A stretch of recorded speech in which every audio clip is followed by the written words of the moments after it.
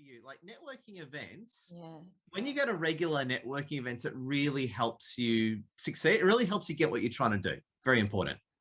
Yeah, like I said the other day, I feel like I have kind of turned the wheel in that respect on the social front of things. You know, me doing podcasts with friends that are aligned to my life now, that I realize that is because I feel like I've come out of my bubble. In a way where I'm able to socialize with people that are doing things that are similar to me, and we all share so many common values. That's what I'm learning these days. And that's why I thought, you're the perfect fit for what we were talking about the other day, with what you do on a daily basis, basically. Yeah. It's funny. It's just how things go. It's sort of like, it's like all things, you spend more time with people you're aligned with and you move on from people that you don't. And as you know, we take this a step further where a lot of our people, like when you're an influencer and you're running events, toxic people are a big problem, right? So we've gone label that. Yeah, we've gone quite militant on that front. So we went from tolerating toxic people, now we don't like them, now we go after them. So it's sort of like, how do you go after them? Oh, no, I mean, quite funny. What I mean is that, well, you talk about it, you deal with the problem, you actively kick them out of your community. It's interestingly, whenever I run a Zoom, usually every second Zoom, you'll get one toxic person there who's just there to cause trouble, right? And I just kick them out, and then I kick them out of a meetup and I block them. It's the best thing. About every second or third Zoom, you'll meet a troublemaker. Yeah. Right? Yeah. And they're the antithesis of you and me. The absolute, whatever you stand for, they're the exact opposite for that. Yes. Well, it's funny that you bring that up, and coming from a, yoga teacher training background, like where from a long time ago, when I was just a student of yoga, where I was learning from other teachers, getting trained, one of the principles of getting into a relationship with a teacher-student dynamic or an influencer and influencee dynamic, any kind of dynamic like that, we have this code of ethics where, it's no point in wasting each other's time if you're going to sit there and just keep asking me questions to clear your doubts about if I'm the right person or not. You're wasting everyone's energy and ruining everyone's learning experience at the same time. Couldn't agree with you more. Yeah. Perfect. You said it better than I ever could. You said it 10 times better than me. That's what I'm saying. Like these principles are so universal, and I think I'm glad that I've solidified in so many of them so that I can have conversations now on the same wavelength. The wavelength is very similar to, So, I mean, I guess, today I wanted to actually bring you and welcome you into the Seva Transformation Academy community, which is an evolved version of Seva Yoga. I'm still running Seva Yoga, but on the other side of it is, I have been an Ayurveda practitioner who looks at the holistic framework of, mindset, lifestyle. Not that yoga isn't a lifestyle, but from the yoga point of view, you're supposed to have basically no engagement with your thoughts or the quality of thoughts, or, it's just all about awareness and all about releasing patterns that don't serve you, right? But then who do you become after that? It's the identifying, So Ayurveda kind of offers that, helping us identify who we are in essence and also energetically, and our best version of ourselves. It teaches us how to actually become the best version of who I am, and instead of becoming a version that is out there somewhere. Do you know what I mean?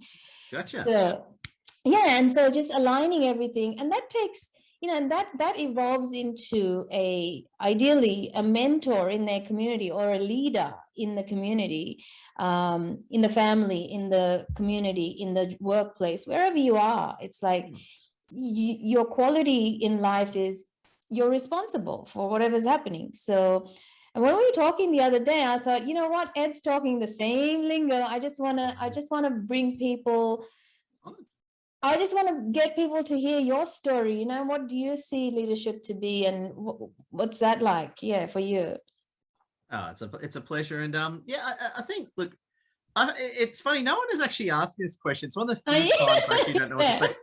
No one's ever actually, I get asked all sorts of questions, but no one's ever actually asked me to define what I think leadership is, right? Yeah. And so you actually got me on that one. This is something I have to think about. Because you do it so naturally. That's why I wanted to. Look, no, to me, leadership, and I know you're going to like this, right? I'm going to sound very, as I keep joking, I'm going to sound like I'm Supriya, or I'm pretending to be a Hindu or yoga teacher here, right? But to me, leadership is all about service and leading people to their own betterment. That's why I said, I think one of the reasons why people like me as a leader is that they know I'm trying to help them. They know that Ed's not telling me what to do because he's some kind of control freak. Far from it. I couldn't care less. People know I'm trying to help them out by solving a given problem, be it a business problem, a personal problem. So to me, leadership, I suppose, is the active level of really trying to help someone by directing them, empowering them, and of course, physically demonstrating. I'm all about, taking the first step and then people following you. So I'm very good. I've got a reputation for being the first one to kick down a door and do something. The instigator. I'll never ever tell anyone to do something that I haven't done myself or I wouldn't do myself. So I'm always the first. I'm always the first guy in, which is, I suppose, why I'm a big influencer now, because that's what I do. And sometimes it doesn't work. Most of the time it does. I'm more often correct than I'm wrong, and I like that. So it's good. Wow. That's very I'm correct most of the time. Maybe 90%. 1 out of 10 times I'll screw something up. 90% of the time I'm pretty good. So I'm happy with my odds. Not always correct, but most of the time I am. And how did you build a life like that, where you're like, 90% right, 10%, you've got some flexibility with 10%?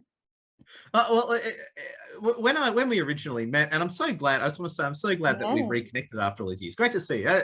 As usual, you seem to get younger every time I see you. Right? Really? Thank you. Yeah. I'm getting older. Yoga's working. Yeah, I'm getting older. I've lost my hair, but you're doing great. Anyway. I've just got a really good camera, just to let you know, on the other side. So I got no hair now. Remember how I used to have hair when we originally met? Now I'm a bald dad. There you go, bald dad. But I'll work out that. But no, I was going to say, in all seriousness, I think I used to be wrong most of the time. So I remember being wrong almost all the time. All the time I'd be wrong. But what I find is that as you build the right experience in the right area, you get more of a feel. You have more background.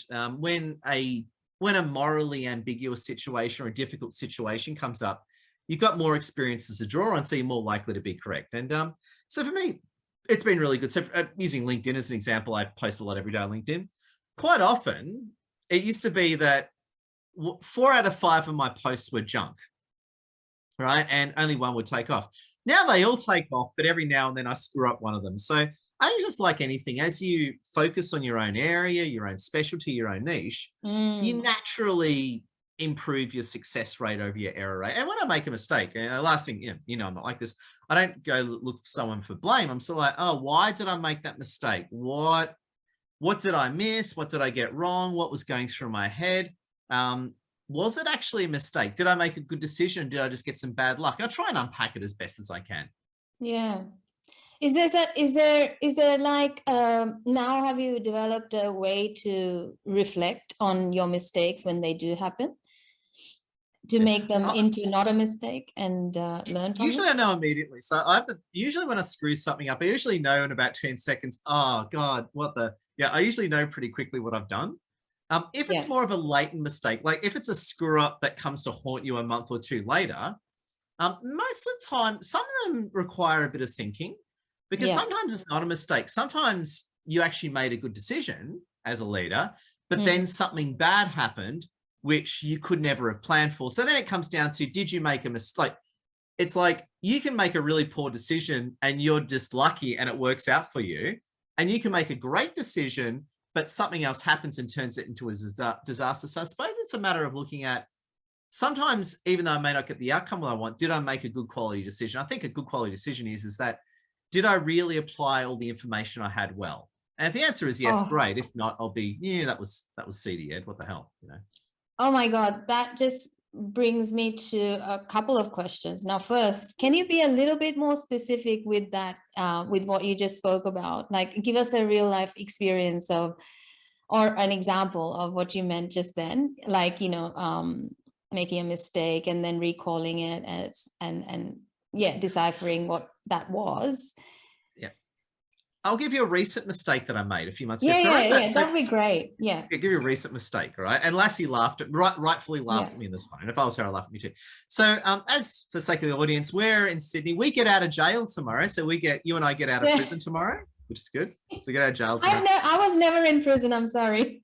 Oh, yeah. So we've been in LinkedIn jail. Oh, no, not LinkedIn jail. Lockdown jail. Sorry. I don't care. I don't want to be in LinkedIn jail. So I'm sorry, Bill Gates. So we've been in lockdown jail for a few months, right? Lockdown for a few months, right? And we get out tomorrow. Now, interestingly, I made a bit of a mistake at start of lockdown. Now, it was quite a mistake. So what would happen is the government would come out and they'd turn around and say, we're just going to have a week of lockdown, right? And what I kept doing is I had a lot of face-to-face events that the government's lockdown was just screwing up, right? And so what I originally started doing, which turned out to be incorrect, was the government say, we're just going to go into lockdown for a week. And then I'd move an event. Then the next week comes, we're going to go to lockdown for another week. And I move the event.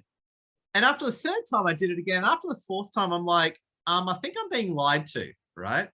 And it's sort of like, in that thinking, I did it 3 times, right? First time was not a mistake, right? Because the government lied to me, right? So it's fine. You responded. Yep. Second time, it was getting a bit more morally ambiguous, right? It's like, hang on, you've already been lied to once. Why are you doing this again? The third time I did it was just dumb because, hang on, like, what's wrong with, is gullible in the dictionary? Oh, so you realized very nice and early that you were being lied to, but you still went on with it. You went along with it, thinking that, maybe I'm 50% wrong. Yeah, so basically I got a hammer, hit myself on the head. Ow, that hurt. Boom, maybe I should stop it. Let's just do one more time for fun. All right, I want to put the hammer down. So I think in that case, my mistake in my thinking was, so the first week, I don't call that a mistake because I was being lied to, right? So it's fine. Yeah. The second one is I probably should have learned less than the third. I had to do it 3 times. And I think the mistake in my thinking is that I was being a little bit gullible. I wasn't thinking critically enough and I wasn't thinking ahead enough. I was just more listening to what I was being told, not actually sitting down and thinking, I think you're being lied to, Ed. I think this is going to go on for freaking months. And after the third time, I realized, this is going to go on till the end of the year. So, so that was an example. I think my error was I wasn't being critical enough in my thinking, and I was thinking a little bit short term. And my lesson was, I need to not trust the government so much. Be a little bit more critical when they say stuff. Just assume they're lying all the time, and I'll be better off. And also, well, I can resonate with that. I can relate to that because, as you know, I've actually changed the way my business operates, since last year to now. And it's all in line with thinking about the long term rather than the short term. Like, let's keep the boat afloat until blah, blah, blah. And we're reaching Freedom Day, and I just met my brother actually, and he's like, I can't wait to go to the gym. I can't wait till the gym opens up. I said, yeah, but there's still going to be a cap on numbers, and we kind of went silent, both of us. And then he goes, oh, look, just don't make me down. Okay. Let me look forward to something. Like, okay. But the reality is, what if the government starts another lockdown? We know that this is a hype, and it's all subject to, the reality is that we still have to be careful anyway. But what you just described is like, knowing the information and yet not doing the right thing by you is a mistake. Yeah. And that in Ayurveda is one of the first reasons why we fall sick. The principle is, when one of the things we do is like, we know what to do, but we don't do it. We know what's good for us, but we actually don't take action in that way. So, and then we cause ourselves harm, you know. So basically, that's one of the reasons why people get diseases, you know, some one of the 3 reasons. Yeah. So that's really interesting. And so what do you feel, you know, was the catalyst for you to sort of take the leadership role in your own world? You know, when did it start? You take us through Ed's story. I mean, I want our listeners and friends to hear this, you know, because you're such an inspiration, because I know you from a long time. You know, I seem to, well, I'm one of those people that I give a lot of freedom to my friends and go and do what you need to do. And when it's time, we'll meet up again, you know, because I think as souls, we are meant to explore our expressions, you know, so yeah. Well, and in Arabic, we have a word for that. You know, it's I'm sure you've heard it, inshallah. Have you heard that word? Inshallah. Yeah, right. Inshallah, there you go. God willing, we shall meet again. Yeah. Whatever happens, it's God's problem. So, God willing. You're sounding very Arabic over here. Inshallah, we shall catch up again. I like it. You're sounding very Arabic there. I like it. My father's side is Muslim. You know that. Oh, that's right. Yeah, well, you know, I come from an Islamic background, so you know. I'm a mixed breed, so yeah. That's right. I remember now. That's right. You're half Indian, half Arabic. Is that right? Not Arabic, Bangladeshi. So my father's side is from Bangladesh, and they're Muslims. And my mother's side are Hindus from India. So East and West Bengal. Oh. I'm a full Bengali, and I'm very lucky to have experienced the 2 polar opposites of, you know, religion. Yeah. But this is like a Montague and Capulet. This is really it's like the Soviet marrying the capitalist. It's really oh my God, tell me about it. And they eloped as well, my parents. So they were just like, oh. I like your parents. They both stuck it to their own establishments and said, we're out of here. I like you. That's where you get your swag from. That's where you get your Supriya swag. I think so. Get your swag. Yeah, so I want my people to hear a little bit about your story, you know, because I know you from a while back, and you've evolved. Every time I speak with you, you know, you've up-leveled, you've upgraded, elevated yourself, so to speak. So I want, would you be able to share that kindly? Yeah. I'll try and give the condensed, interesting version, so I don't lose all your don't lose all your viewers, right? So I don't want to burn your audience through boredom, right? No, that's fine.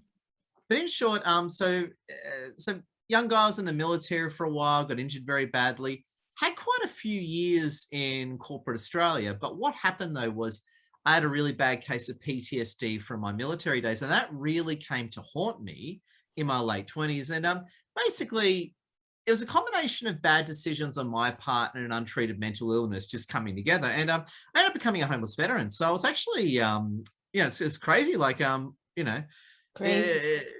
It was nuts. It was like 29, 30. I was a homeless guy. I was like, what the hell? I used to be on 6 figures. I was in the government. It was just weird. It was just crazy. And it was actually, and I'll actually say this though, it was actually in that homelessness where I started becoming a real leader, because I was living in my car on, for our fans around the world, it's a place called DY Beach. You know where that is, don't you? DY Beach. Yeah. So I was basically living in my car on DY Beach. And for our friends around the world, it's a beautiful local beach of Sydney. Not as popular as Bondi, but it's very nice. And it was in that time I decided I don't want to go back to the old life. And I actually said to myself about 12, 13 years ago now, give or take, I actually said, I want to become some kind of global leader. I said, I know it's a bit hard to believe living in my car, but I reckon I can do it. Right. Oh, God bless you and your soul. Yeah. And I started from a very meager base, because I was like mentally disturbed, had no money. I was in a new city and shit. And so for me, what I did was, it was literally almost a bit like a video game. You start off, the video game starts by your base being blown up and you're losing all your possessions. So I just started my life again. So I just started, just earn a bit of money here and there, did a few things here and there. And I just got my business. I decided I want to become a coach. So I did a bit of a coaching course. Yeah. And I had a few jobs here and there, and that just funded me to get my business going. And then I just slowly took off day by day. Yeah. How did you fall into, okay, so let's go into what you do now. What do you do? What do you help people do now? So these days, give you a bit of intel, probably about a year or two ago, about 2 years ago, I decided to actually move in the influencer coach direction. So over time, I've naturally, and it's quite normal in any business, you start off general, and over time, it took me a bit longer than everyone else, but I just gradually focused on what I was doing. And about when I started to really take off as an influencer on LinkedIn and Meetup, I actually said to myself, I'm going to move on from, I don't want to be a business coach. I hate mindset, not into that. I want to become an influencer coach and run a business. And that really what's resonated with me. So it was just a natural of my own successes and my own interests. I just thought for a while, I want to become an influencer coach. I don't want to be a marketing coach. I don't want to be a business coach. I don't want to do mindset. I want to be a pure influencer coach. A, there's not many of them around. There's very few of them around. And B, I'm really good at it. And I like it. It's just funny. So just funny and fun at the same time. So I just went in that direction. And probably it was about start of 2019, I made that decision. And thank God I did. Otherwise, I would have been dead in 2020. So I was whilst I didn't know the pandemic was coming, for different reasons, that decision really fed into the pandemic well. You pivoted, as they call it. You pivoted. Pivoted, no? Probably I would say more refined. Because I think pivot implies take a sharp right direction. Turn. Yeah. Not at all. I would say, I think pivot gets overused, right? True. Pivot actually means to change direction. No, that's not at all. I refined what I was doing and you would say niched myself.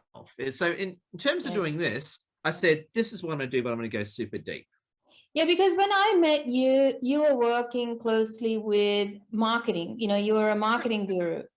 So how to communicate someone's brand to the marketplace they were looking to work with. So tell me, what is an influencer? What makes someone an influencer? A lot of different definitions for that, right? And who do you work? Yeah, my own take on what makes a person influencer is an influencer is someone who has a bit of pull with the group, whoever they're targeting. Okay, so for example, let's say you're not on social media at all, but you've got a lot of friends in the community, right? Let's say you're a Middle Eastern mother who knows everyone, that cooks for everyone, and everyone in town listens to you. Even though you're a huge influencer within that community. So it's really pick a community or a group of people. It's how much pull you have in that. So for example, I'm massive on LinkedIn, quite big in Meetup. I'm not really that big on Instagram. So calling me an influencer on Instagram is not a fair. A lot of people would, but I would never say that. Because I wouldn't say I've got a lot of pull there, whereas I've got a lot of pull on LinkedIn. So I think an influencer is someone who has a bit of weight in a given community. So it depends on you and who you're after and what you're trying to do. And when you're coaching someone like that, I mean, in a way, you're working with people that are working, right? They have a business, isn't it? Not necessarily. No, about a third of our clients now don't have businesses, or they might be employees. So, and to be honest, lovely, yeah, okay. So you're working with pretty much everybody. Well, it's everyone who has the ambition to be an influencer. Okay, so what is an influencer's role in that community? What's their role? I mean, who do you even empower the person that wants to start a war? Or do you have like a category of influencers that you? It depends who they want to declare war on. If someone wants to declare war on toxic people, I'll put on a Minuteman hat and grab a rifle and help them, right? So there's nothing wrong with war. It depends who you're declaring war on, right? If you're declaring war on intolerance, I'll be the first on the front lines, right? And the reason, and I'm not actually bringing it up in serious, one of our clients who's in a women's empowerment, she's declared war on sexist men. Hey, I'll bring you ammunition. I'll load the cannons for you, right? I'll bring. So there's nothing wrong with war. It depends who you're declaring war on. So I suppose the way I look at things is that there's two ways of improving the world, right? And I'm going to give you a very government answer here. The government. The way you can improve the world is by creating stuff or removing bad people, right? Two ways you can improve the world, right? Wow.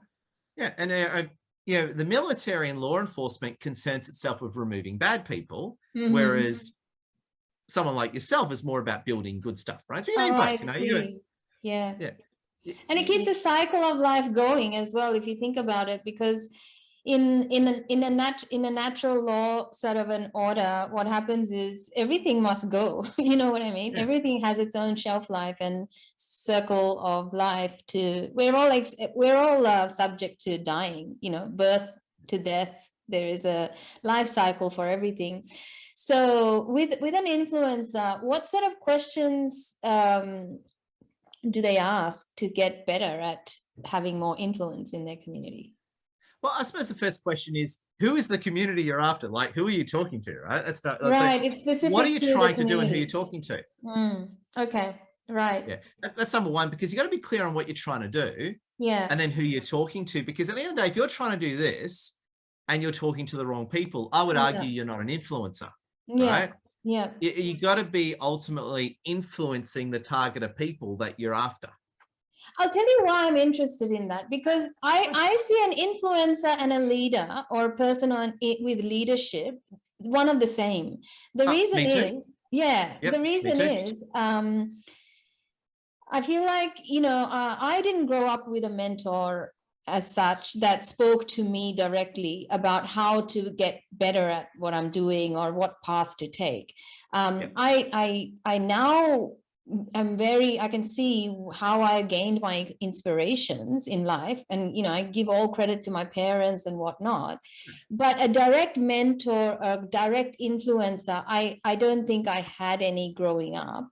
But now there is a concept of, actually, I have an influence on my friends. I have an influence on people at my home, or I have an influence in my community, or just general environment.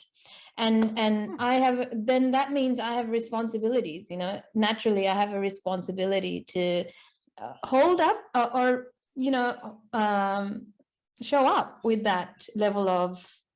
Only a leader would say such a thing, Supriya, and I couldn't agree with you more. That's you just sound leader to me. That's how leaders think. That's why I like you.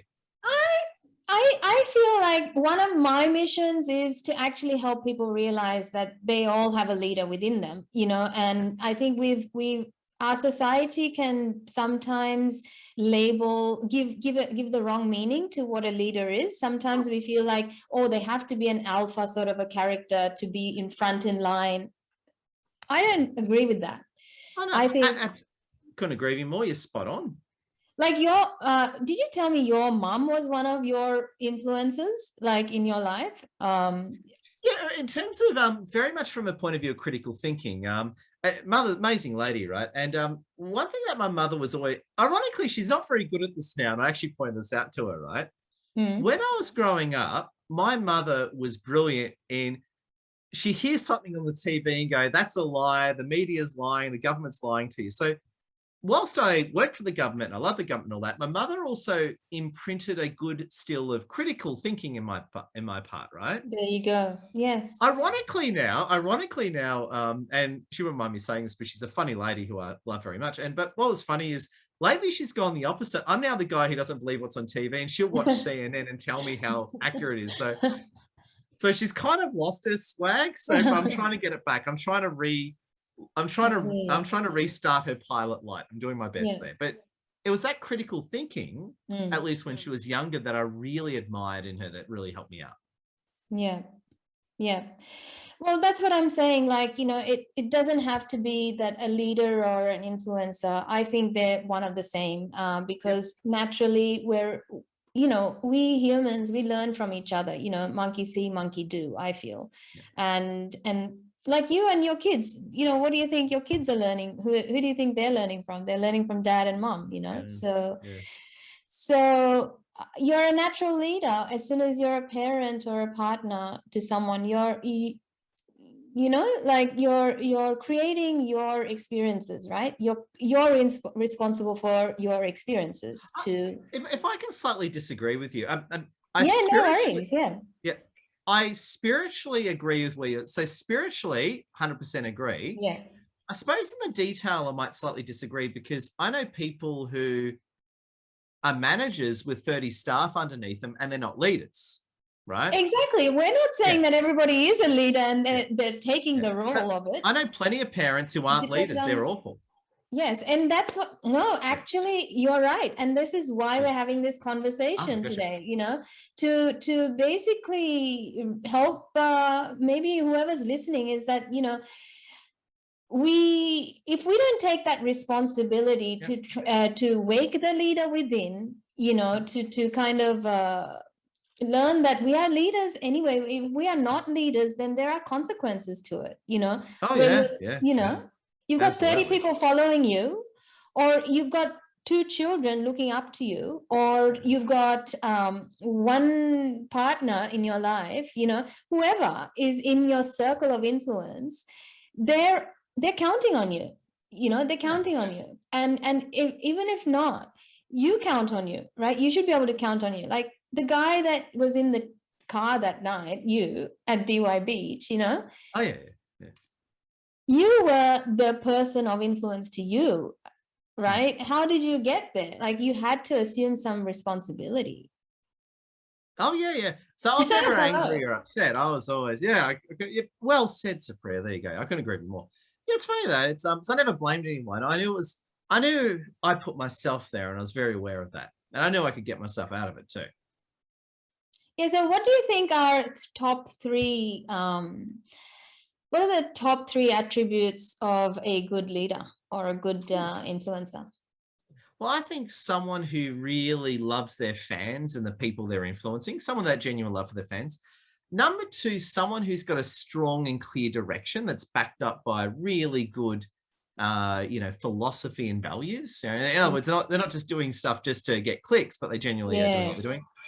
And I think the third thing as well, someone who's also very good at bringing people together as well, because being an influencer is one thing. The biggest thing that I've learned, especially in the past 6 months, is it's all right you leading people, but you got to let those people connect with each other. You got to create the space for them to form. And that's one of the reasons why I run meetups and Zooms all the time, because that's how I suppose it's not just them getting to know me, it's them building that relationships with each other as well. That's beautiful. It's actually very synonymous with, you know, what leadership is in our school as well, because, you know, as a yoga teacher, if you were to think about a yoga teacher, you know, they're big influences in their communities, you know. Yeah, because, you know, you're sharing the philosophy, the knowledge, the wisdom, and you're living the practice as well. You're practicing and walking the talk, etc. But at the end of the day, you are also attracting people and making them feel comfortable in each other's presence by leading through that, you know, bringing that ambience and safety within people. So I think adding to that as well, you're also dealing, I think, and I think you yogis are amazing, right? There's a lot of respect for yogis, is that you're also dealing with people at very vulnerable times in their lives. Yes. Because again, I know it well, a lot of people go to yoga when they're very vulnerable, and you're dealing with people who are vulnerable. You know, they need direction, they need hope. And yeah, it's a lot. It's actually quite a bit of power you guys hold, and I have absolute respect for that. Yeah. So I feel like the attributes that you just mentioned is so important, because the strength can come from, you know, having a philosophy and values, strong values, and a framework to follow for yourself first, right? You have to establish yourself in that, I feel. And then, you know, then you can kind of, I guess, what I also see you do quite naturally is you may not write it down as a process. What star sign are you? You must be not Virgo. Okay. Cancerian. Oh, okay. Yes. Okay. So you're very ruled by water. You're ruled by water. So emotions and water element. Whereas me, I'm earth element. I need processes, structure, and, you know, I'm sure you do that too, but I'm just saying, so I like to, my vision works like, well, it's got to be grounded before it goes anywhere. You know what I mean? So strength, stability, then flexibility, etc. Yeah. I like it. That sounds pretty cool. That's why you're winning, Supriya. There you go. Oh, well, I feel like we're winners when we've been able to share what we can do with what we do, you know, for the betterment. Yeah. So my business changing, is really in alignment to those values that I hold, that, you know, what is yoga should be accessible and easy to access. And with the pandemic shutting us down whenever they feel like it, and then, you know, opening up whenever they feel like it, it's not sustainable. That's terrible. Absolutely appalling.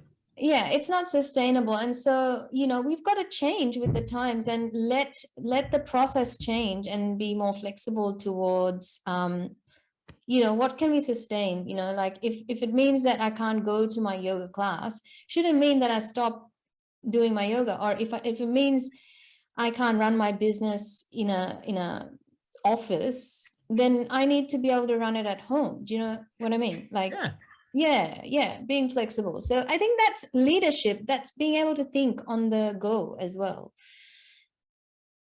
Yeah, exactly. And what can happen is sometimes you'll be in situations where you've got a problem, but you've got time to think about it. Sometimes you're in situations where you've got no time to think about it. You might have, you know, 8 seconds to make quite a complex decision right on the fly. So, and I think a leader does it. I think a leader does it well. A leader, you know, I actually get confronted with quite a few difficult moral choices, right? Yeah, believe it or not, I get quite a few moral choices, strange moral choices and dilemmas, you know, approaching me. And it's funny, especially when you get those real gray moral decisions, and you got to make a decision in that one and live with yourself. So I find those gray areas and those tough moral decisions are very interesting ones too as a leader. But what a leader does though is you make a decision, you stick to it, and then you've got to be responsible for the fallout of that. Yeah, beautifully put. It takes courage, and that's where I feel that's where a framework and sort of set of values really come in handy. Because you know, when you said, oh, you're a winner or you're winning, I have to say, you know, I wish my bank balance spoke like that. You know, like I have to say that, just because, you know, I've got a long way to go as far as the business side of the transactional side of things go.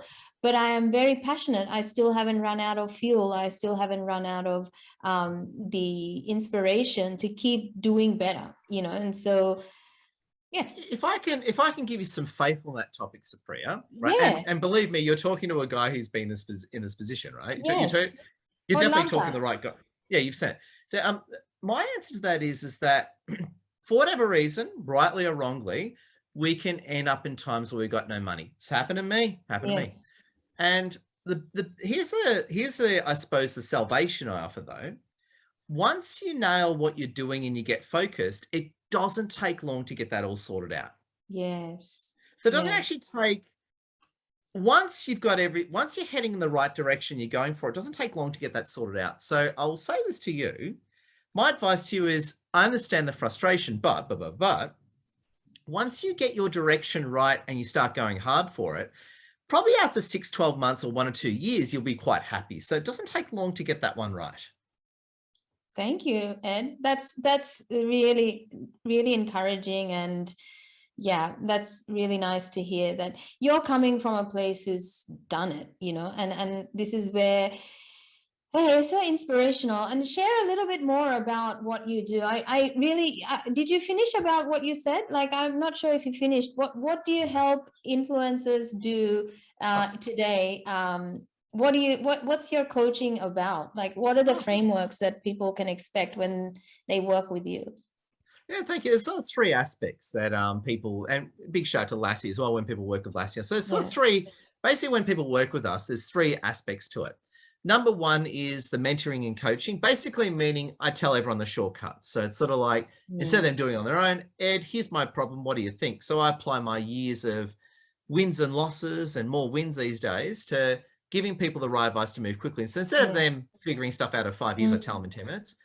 The second one is they get plugged into our business community. So they're immediately connected to other heavy hitting influencers. They have that support. So even if someone's quite lonely, doesn't know anyone, once they join our community, they're instantly part of a loving community. So they get an instant group of friends to help them do what they need to do. Yeah. And the third thing as well is I really, with all our community members, I do, with the little time I have, I do my best to get to know everyone and give them personal introductions. So some people don't really want introductions, some people do, but I'm always on the lookout to giving our community members opportunities to promote themselves, or if it helps, introducing them to the right people as well. So I Yeah. love giving people good introductions to help them take off too, if it suits their application. Amazing. And when you look at the results of what people are getting from that, are you, because it sounds very holistic, you know, like you're giving people a community, or new friends that think alike, and you know, that is very encouraging, you know. And I love what you said at the beginning. It's like we're anti toxic people, right? Anti-toxic people. Quite militant against it. Yeah. So we don't. So we it's funny, and a lot of people understand this, especially if you run meetups or Zooms, and if you're running community or you're running a company, toxic people are absolute cancer, right? And you got to be quite militant against those people. What do you consider toxic? Yeah. To me, it's not. Look, we all have bad days, right? So I just want to make that clear. Everyone has a bad day. Everyone goes home and kicks the cat, right? And whilst I'm not for cat kicking, I mean that metaphorically, of course, I'll never kick my cat, right? But what I more mean by toxic people are people who are driven by that. People who love cutting people down. They're liars. They're narcissists. They're dishonest. Or they're just plain old snake oil salesmen. Like I've had people that have come in and out of our community very quickly. They talk the big game, but they're just lying. They're just making stuff up. Like this very rarely happens to us. But I remember, this is not one of our community members, but years ago, I once did this coaching accreditation, which was good and all that, really good coaching accreditation. And interesting, there was this girl there that I met, or let's say person, gender's irrelevant, but this person there I met, and she was telling me how broke she was. She's got no money, right? Yeah. Right. And that's fine. I got no problem with that. No judgment. But this is the problem I got. The next day on Facebook, she put out a video saying how she's closed over $200,000 worth of business. Oh, wow. And I'm talking like, she told me this is at 5 p.m. one day. The other day. And 9 a.m. So between 5 p.m. and 9 a.m. she closed $200,000 worth of business. So right? Incongruent. Oh, just a scam artist, just a liar. Like that's incongruent. This person's a liar. And fortunately, karmic justice came in. She never got anywhere. But what was interesting about it is when I saw her in action, I said, I want nothing to do with people like you. And secondly, if I come across people like you, I'm gonna push you guys away from the people that I care for. And to me, if you're running a business community, you actually have to be quite militant against not toxic behavior, but toxic behavior. So if there's a toxic behavior, I'll jump in and deal with it.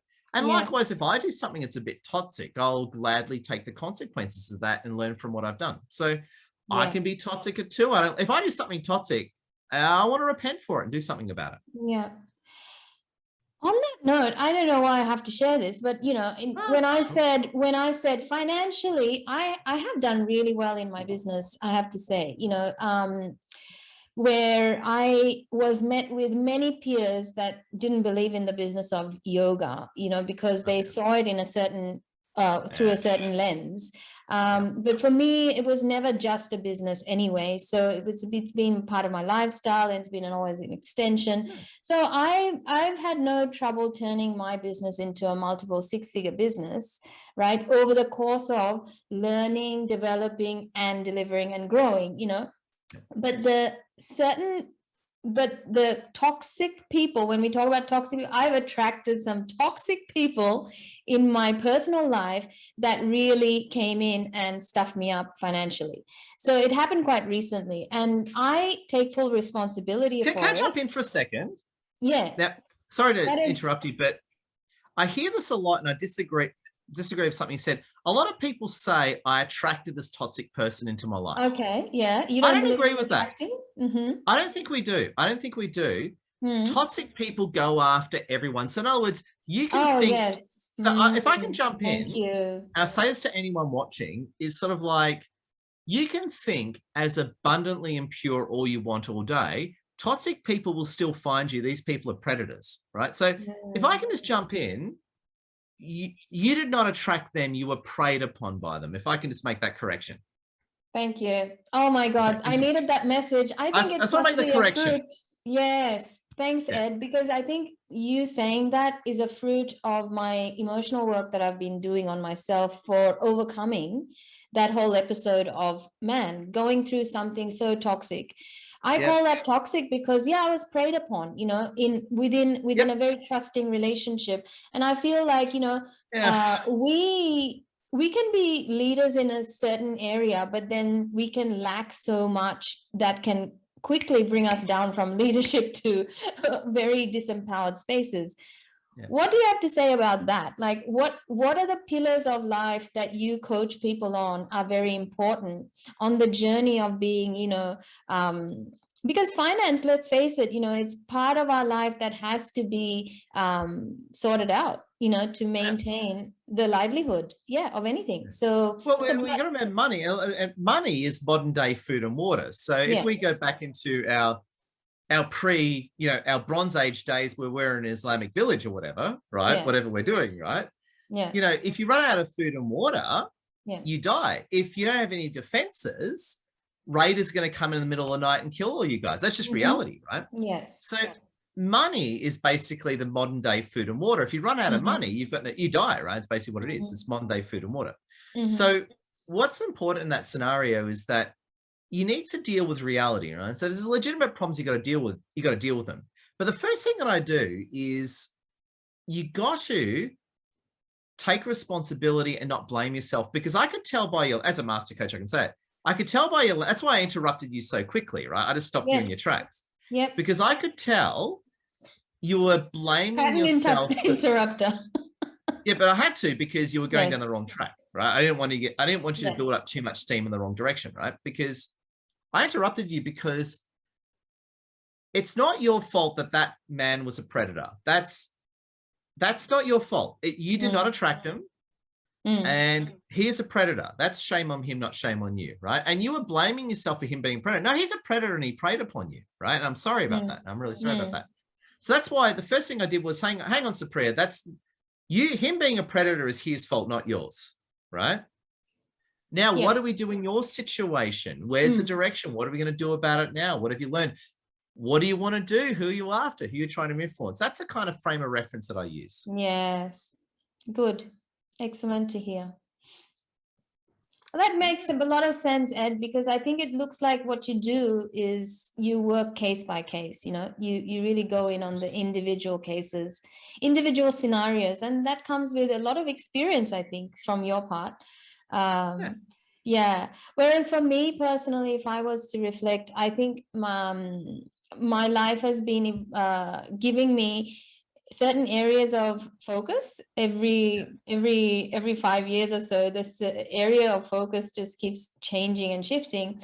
But again, I think like what you said is, deal with it in such a way that helps you move forward and learn productive lessons, rather than sitting in shame and guilt and taking it all upon yourself, being stuck in that loop of, oh, it's all my fault, I attracted it. And and that's crazy, because I hate this thinking. It's not your fault. I'm not blaming you, by the way. Like, it's not your fault, so I'm not blaming you. But there's this horrible school of thinking going around, which I absolutely condemn and disavow on every level, right? And in policing, it's called victim blaming. Right. So can I use an extreme example to make this point? Absolutely. Yes. I'm going to use an extreme example, which happens and what I'm saying, I condemn at every level. It's when a woman gets sexually assaulted or raped. Okay. And quite often you'll hear something like, she asked for it, she was out late at night, she was wearing a high cut skirt. Right. Now, I condemn that and disavow it on every level. Right. And obviously you do as well. Right. That's classical victim blaming. Okay, classical victim blaming. So she got raped because she asked for it. She was drinking. She deserved it. Yeah, horrible, right? And I condemn that on every level. Now, the point that I'm making is that in your case, you were victim blaming yourself because you were taken advantage of by a predator, right? Yeah. But I attracted him. No, this guy came after you. I'll give you an example. I live in a beautiful place called Parramatta, right? Where I live for the same food. So I live and I live near a place called Parramatta Park, which is, Parramatta, beautiful park, right? Yeah. Anyway, and what happened was I was just actually one day, good story actually, I was walking down the street, down the park, which is like got a walking track next to the road. Yeah, I know that one. Yep. And I was actually thinking positive thoughts, and a dog bit me, right? Oh. I got really pissed off and I yelled at someone. I was really angry, right? So it really hurt. Like, it actually ripped a hole in my jeans and bit me on. And I was pissed off, right? I was really angry. I went from happy to angry very quickly. I was really angry, right? And anyway, the point I'm making is I did so not attract that dog to bite me. I was literally blissfully, I saw my phone watching something. A dog just bit me out of nowhere. Now, I did not attract that dog. Yeah. I blame the dog and I blame the owner. It's not my fault. And likewise, you can't don't blame yourself, blame the rapist, blame the predator. They're the ones that do it. Yeah. And yes, I hear you. We can go further on this when it comes to processing what happened and what to do next. But I like your outlook. I like the evidence that you used as well, example that you used, because I think it's very empowering in taking the right steps in a very with strength inside you. But then I feel like what you said earlier as well about hitting the head with a hammer, I had to do it 3 times, like duh. I'm gonna stop doing this now. It's like I could have done that after the first round. Yeah. So I feel that's why I probably use the word attracted. But I learned a lot of lessons about money management and money in itself, about how to plan better, or how to move it better and use it better. So lots of things that you can learn from one example, but that again, it comes down to what sort of questions you're asking yourself and what you're telling yourself from what you're saying. So do you encourage your leaders and influence to be empowered in certain ways? That what do you prescribe to them in terms of staying on the ball, on the self-empowered? I say a lot of things, both some of them are quite hard, some of them quite soft. So of the harder things that I often say to people is be very clear on who you're after, be posting regular content. You might want to start running free events, make sure you're connecting with the right people on LinkedIn. So I'll say some quite hard sort of factual things, right? Mm-hmm. Make sure you're having X number of Zooms every week, whatever it is, for example, right?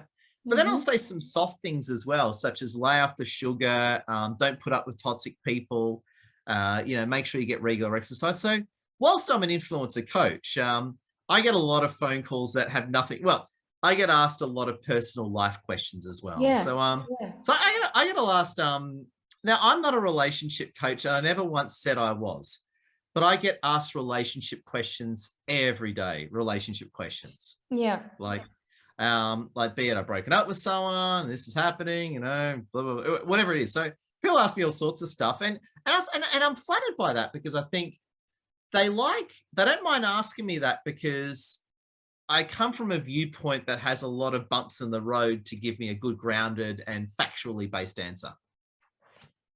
Because the thing is, I think from what I'm learning about your business, your vehicle for you being a community leader, and also living a very, like your life and business are pretty much one, where your wife is a partner in the business.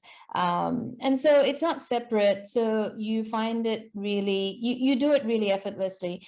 With where I sit, and so your guidance, what I'm hearing is that it's really related to how they can put themselves out there and have that influence and impact that they want to have. Absolutely. Yeah, you have to. If you don't put yourself out there, you're dead. Yeah, you give them strategies, and then for me, what I'm working on is like self-mastery, just to stay really consistent in life, so that you can be a channel for influence, or channel for, having impact in your daily life, or whatever you want to create in your life. So talking about one of the pillars is like energy, you have to have the energy to be able to do what you do. And when I was speaking to you, the other day, you were saying, you get up at 6 a.m. every morning without fail. You've got a routine happening, you've got a routine that you follow. That's consistency. You've got to have self-influence before you can influence anybody, I feel. What do you say? You said it better than I ever could. You said it beautifully. And in fact, I got up at 6 a.m. today because I had a Zoom this morning. So it's interesting. I couldn't agree with you more. And you got to be consistent. But this is the biggest thing I've learned over the past decade, especially over the last 2 years, is that unless you're meeting new people and being seen by new people, your life won't actually change. So it's good to get up early. It's good to be healthy and all that. Well, you need to do that. But if you're not getting in front of new people, if you're not meeting new people, nothing actually happens, because at the end of the day, we're only as good as the people that know us and that we know. So I always say to people, like, for example, the way I tend to look at things, if you're running a business, right, whatever it is, right, if you're not getting in front of potential new customers every day, your business is not going to work out, right? It just won't take off, or it'll just go backwards. So you have to be in front of new people every day. And in my case, I'm always posting content every day on LinkedIn and Facebook and Insta, for example, more LinkedIn, because every day I'm getting in front of new people. Every day I'm getting in front of my customers. And that's one of the reasons why things take off for me. Because so my big advice to you is, in whatever you're doing, Supriya, and anyone watching, is you need to be in front of new people. That's why I post so much, because every time I post, I'm getting in front of new people. That's why my business is working out. That's why it wasn't a few years ago. So I have 2 more questions to go before I don't take up more of your time. But, to make it really impactful for everyone listening. So what do you do to be that person every day that has the motivation, the energy, the inspiration, and, push, the necessity, or that fire? How do you keep your fire stoked? What are the things that are happening behind the scene, and what's, then what, that creates what happens on stage? So what are you doing behind the scenes as a routine? Well, firstly, so I'm a Christian, right? I jumped the fence in my mid-20s and I went from Islam to Christianity. Same deal. I couldn't care less. 6.5 months. Okay, I didn't know that. Yeah. Yes, I pray to Jesus. So I pray a lot. So I really pray to Jesus and for the universe for divine intervention and direction. It's point 1, right? So I'm living for the universe, which is good. And I know you'd agree with that one. The second one is as well. The second thing is as well is I'm very much in tune with what I like to do. So I built the business around what I like doing, which is why I've got no problem doing it. So, for example, I like you and I like speaking to you. Like, me speaking to you now is actually quite a pleasurable experience, right? It's fine. It's not like, I got to get off. No, it's like, I like Supriya and I like talking. So my point is that my business is built around what I like doing, which is, so it's easy. Like, if you ask me to spend all day on Excel, I might get a cold, or like, if you say, Ed, you got to get up tomorrow and all day you're on Excel, I'll probably get a cold or the flu. I haven't had a cold or the flu in about a year, right? But I'll get the cold or flu all of a sudden. It's like, oh, Ed, you can get up and do what you want to do. I'm not getting the flu. I'll be fine. Yes. Great. Awesome. So what are the famous parting words for all those aspiring influential leaders out there? Post away. If you're whatever bit you're in, just start posting, be it Insta, Facebook, whatever platform you're into, YouTube, don't care. But whatever platform you're into, just start posting stuff, because every time you post something, you're going to learn something. And one of the reasons why have become, Lassie and I have become so famous, and thank you to our fans for that, really appreciate it, is because I post so much. Like, if I wasn't posting, we wouldn't be talking. It's all that posting I've done over the years that's made me famous. And I remember a lot of the toxic people that I don't really get this anymore. People leave me alone now. So now I'll tell them to get stuff. But in the old days, where I had the toxic people like little piranhas nibbling away at my ankles, right? A lot of people would say, Ed, you're posting again. No one's question. It turned out I was correct. All that posting made me succeed. So at the end of the day, every time you post, you get in front of people. Post cool stuff, share stuff, get known by people, get famous, and that I find helps you then take off and really refine what you're doing. So in layman's terms, that is like, if they're not a social media influencer or anything like that, I think taking action in the direction is what you're saying, right? Just take action. Take action, but my point is, you need to take action that puts you in front of people, because because you can sit at home and take lots of action and no one will see you. Yeah. It's not getting you any closer to your goals. You need to take action. And that could be, going to a networking event, jumping on someone's Zoom. It could be Supriya posting something cool on LinkedIn. So the problem is, if you're not posting stuff on LinkedIn or you're not meeting people, you're not going to get anywhere. Your business and life is not going to grow. In fact, it'll probably go backwards. Actually, you start running out of money. Beautiful. So what you're saying is go and connect with people. Go and be seen. Go and get yourself out there. Oh, nice. Good energy. Jump on LinkedIn. I love how you simplify everything. It's so simple in your world. I love it. And that's amazing. Yeah. Thank you so much for being here today, Ed. Your time is really, really appreciated. And we shall talk again very shortly. I'll see you on the 22nd.